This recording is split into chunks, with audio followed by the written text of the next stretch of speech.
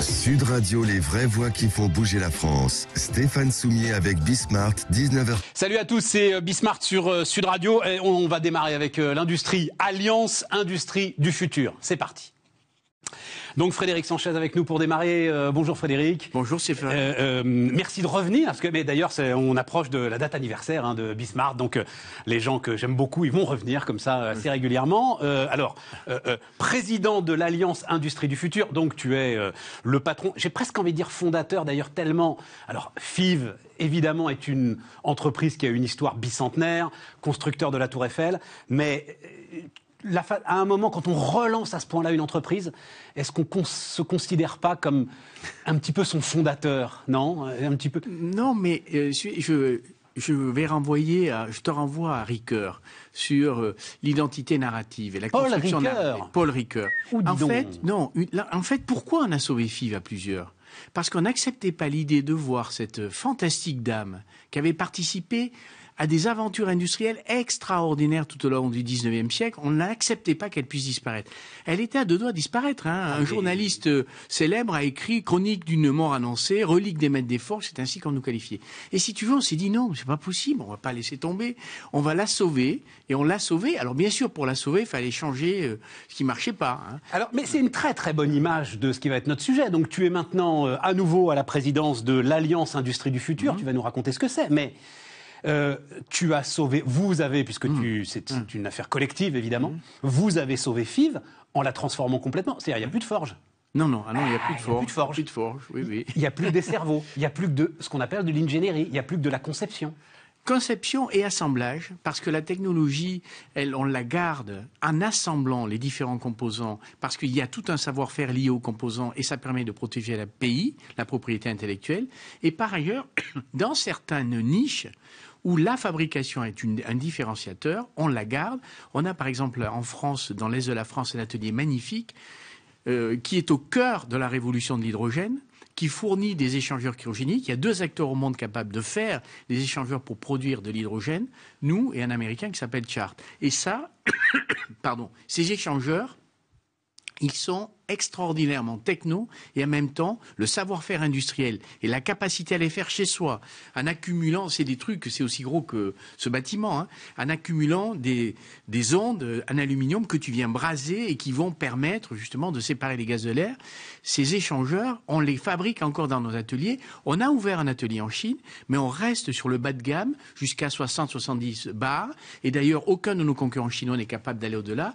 Or, nous et Chart, on est capable de produire des échangeurs de plus de 100 bars. Mais alors ça veut dire quoi sur le futur de l'industrie, sur la façon dont tu le vois? Parce que moi, je t'entends et je dis oui, bon d'accord, dans 10 ans, les Chinois, ils feront ce niveau auquel tu es toi aujourd'hui. Peut-être, mais on va continuer à évoluer. En fait, je pense que ce qui fait que l'industrie est peut-être compétitive dans des pays comme les nôtres, il y a 2 conditions. La première, c'est qu'on investisse dans les outils modernes, qu'on transforme ces ateliers. Parce que souvent en France... Donc robotisation, robotisation, machines-outils sophistiqués et autres.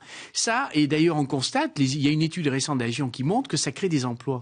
Ça en détruit et ça en modifie au départ, et ça modifie la nature de l'emploi, mais ça en crée dans la durée parce que ça accroît la compétitivité et que ça permet de gagner des parts de marché. Je te garantis, Stéphane, que c'est le cas. Je te rentre dedans parce que c'est l'immense mérite que j'avais trouvé au désormais fameux rapport Gallois. Oui. Ça ne nous rajeunit pas, ça doit être 2013 à peu près le rapport Gallois. Gallois disait, non les amis, sauver l'industrie, ça n'est pas créer davantage d'emplois, c'est pas vrai. L'industrie que l'on veut sauver, on veut la sauver pour tout un tas de raisons, notamment en termes d'indépendance,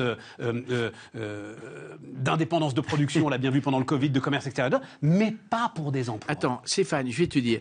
En fait, les deux constats se rejoignent. En réalité, si tu veux sauver l'industrie du passé, ça ne suffit pas d'investir. Si tu investis dans un outil de production moderne, comme le fait d'ailleurs Bruno Bouygues, que tu as reçu récemment, alors tu crées des emplois parce que avec cet investissement et ce CAPEX, tu es capable de faire évoluer tes propres solutions. Bien sûr que, et d'ailleurs, le débat sur la relocalisation dans le cadre du plan de relance, on ne relocalise pas des industries qui sont déjà parties, ce serait aberrant. Elles sont parties pour des raisons intrinsèques, manque de compétitivité prix, etc.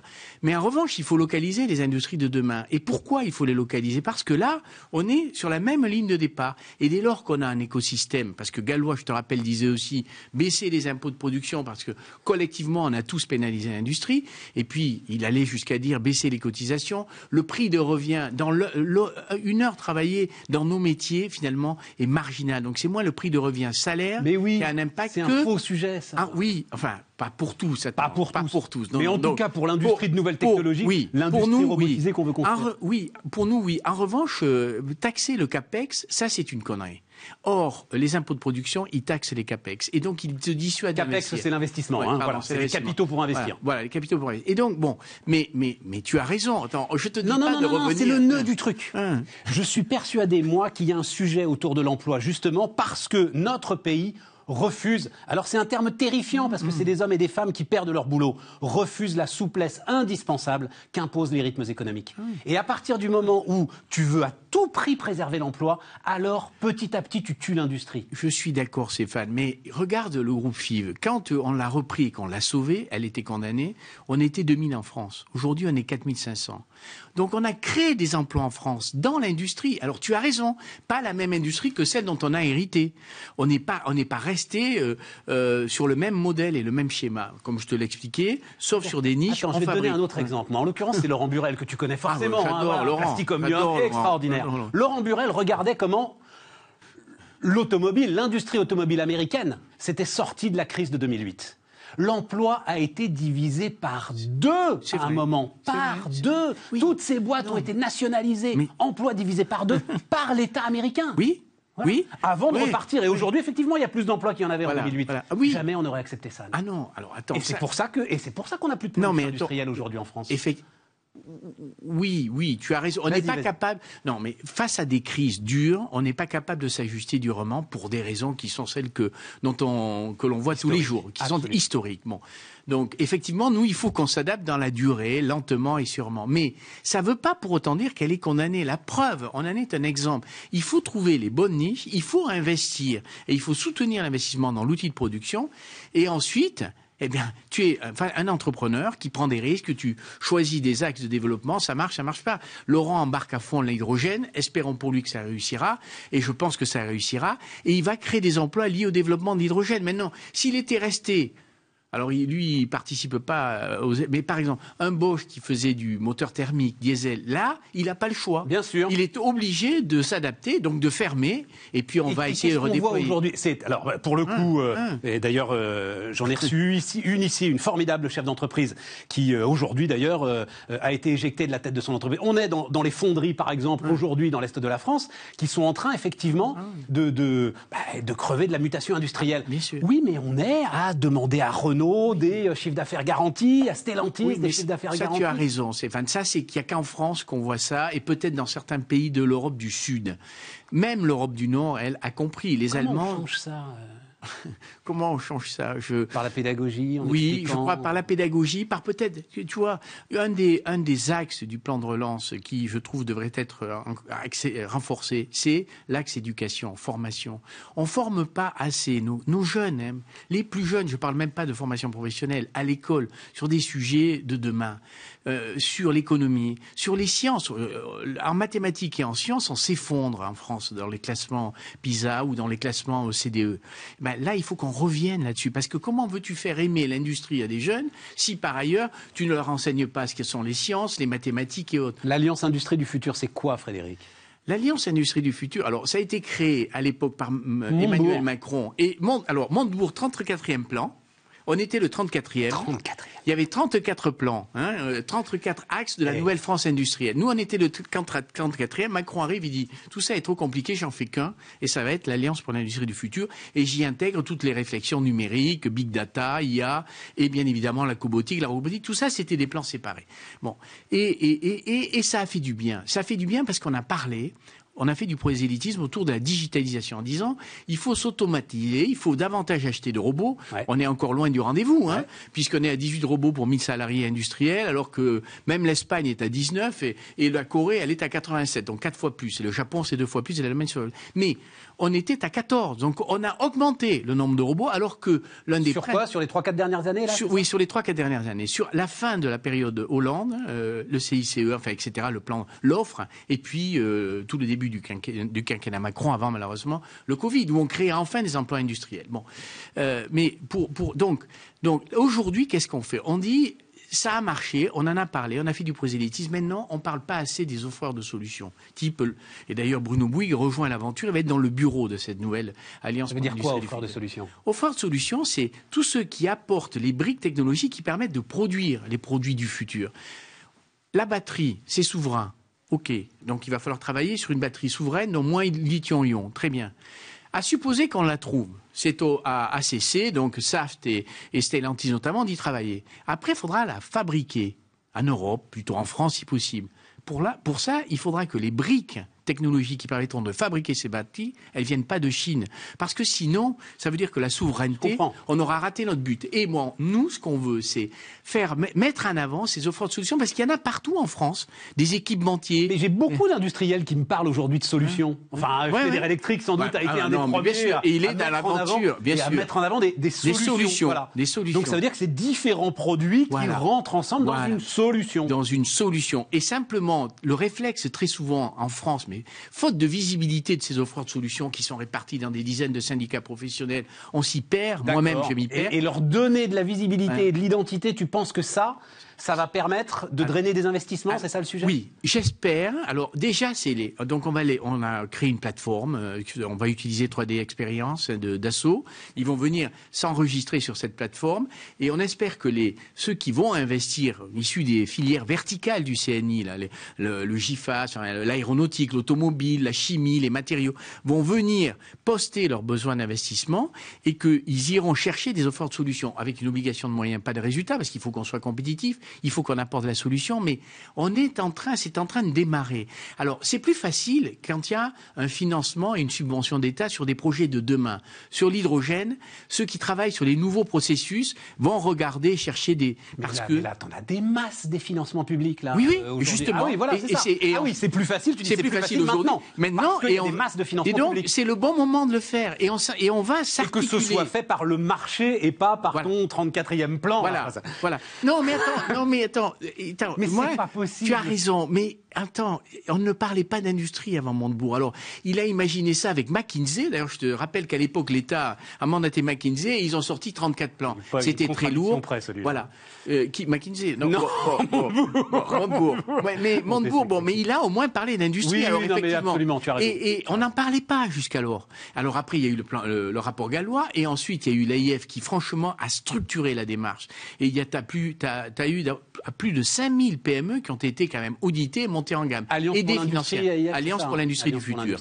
Pour l'industrie du futur. Voilà, c'est ça. Bon, et donc la phase 2, c'est l'accès davantage sur les deux grandes thématiques, poursuivre la digitalisation, la transformation, la robotique, mais surtout la décarbonation. Est-ce que, alors ça sort un petit peu, mais j'ai eu beaucoup de témoignages, moi, très favorables en fait à ce qui se joue en ce moment autour du plan de relance, qui est le mal nommé d'ailleurs, parce que c'est un plan de modernisation de l'industrie française. C'est ça. Et globalement, ça marche bien, ça va vite, et ça arrive à cibler les PME industrielles, notamment. Il y en a 2-3 qui sont venus ici, qui racontent des petites histoires à 5, 6, 7 millions d'euros de chiffre d'affaires, et c'est 200, 300, 400 000 euros de subventions directes, c'est pas des prêts, pour moderniser tel ou tel ligne d'assemblage. C'est important, ça marche bien. Ça marche bien, et ça marche tellement bien que, par exemple, sur les enveloppes industrie du futur, elles ont été totalement consommées en l'espace d'un an et demi. On est en train de demander une nouvelle de 150, 200 millions. On espère obtenir une nouvelle enveloppe. Mais enfin, c'est 200 millions au milieu de 100 milliards. Quand même. On pourrait peut-être te donner plus, non? Oui, mais alors à côté de ça, tu as indirectement, et c'est pas dans l'industrie du futur, mais on en bénéficie avec notre alliance, c'est tout ce que sont les plans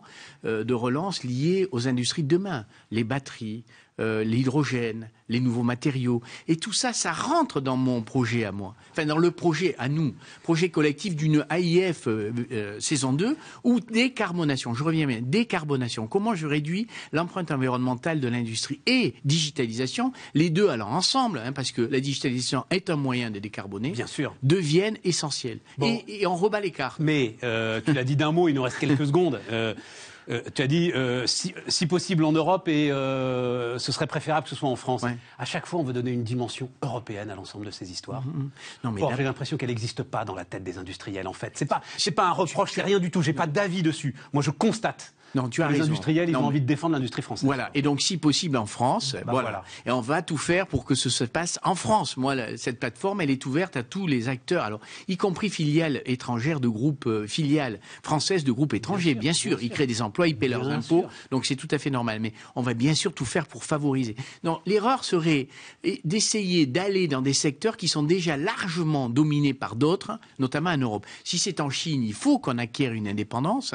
Il y a des produits stratégiques dont on ne peut pas dépendre de pays aussi lointains, pas parce que c'est la Chine, parce que c'est très loin. Et qu'on voit que quand on a une crise sanitaire, par exemple, mais il peut y en avoir d'autres, c'est dramatique. À un moment, il y a une rupture géographique retrouve toute son importance. Et ça devient un obstacle. Et donc, il est fondamental, dans ce cadre-là, d'essayer de réinternaliser, mais encore une fois, et localiser les industries d'avenir dans notre pays. Je ne suis pas en train de parler de relocalisation d'industries qui sont parties il y a 30 ans et qui d'ailleurs sont en train de quitter la Chine pour aller au Vietnam, en Birmanie et ailleurs. C'est un mouvement inéluctable. À la recherche en permanence, il y a des industries. La production de masse, elle cherche à baisser ses coûts par l'effet de volume et donc par des coûts salariaux bas. Mais l'industrie du futur, en fait, et les demandes des consommateurs, c'est de plus en plus de la massification et massification du sur-mesure. Et là, on voit apparaître de nouvelles solutions. Le digital, l'impression 3D. Tout à fait. Donc, et là, c'est un champ considérable qui s'ouvre à des acteurs comme FIV et plus globalement à des acteurs comme Bruno ou d'autres. Il faut donner il faut donner aux industriels toute la souplesse dont ils ont besoin. Moi, bien sûr. Je sais pas, mais parce qu'on revient sur les impôts de production, les baisses de charges. Il faut le faire aussi. Mais non, mais c'est une litanie, ça. Oui, mais 70 milliards, c'est beaucoup. Par rapport aux Allemands où j'admets. Bon, voilà, mais c'est pas que ça. Non, voilà. Tu as raison. La flexibilité, l'agilité. On est dans un monde où il faut être agile, et c'est vrai qu'en France, nombre de process ou procédures se complexifient. Voilà. Mais aussi, il faut changer de mindset culturel. Tu vois, face à un nouveau vaccin, je ne sais pas si on a 2 minutes, mais rapide. Face à un nouveau vaccin, les Américains ont dit chiche.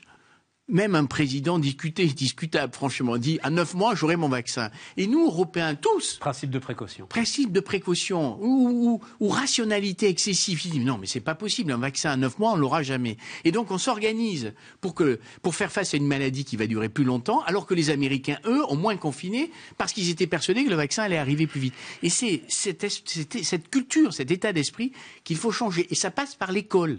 Ça passe par l'exemplarité, par des porteurs de réussite, des entrepreneurs, parce que je crois vraiment qu'eux, ils s'engagent. Et puis ça passe aussi par la modification de l'école, de l'éducation. Bon. Voilà. Work in progress. Work in progress, je suis d'accord. Rome ne s'est pas faite en un jour. Frédéric Sanchez, donc le patron de FIV et président de l'Alliance Industrie. Et nous, on se retrouve demain. Sud Radio, les vraies voix qui font bouger la France. Stéphane Soumier avec Bismart, 19h30, 20h.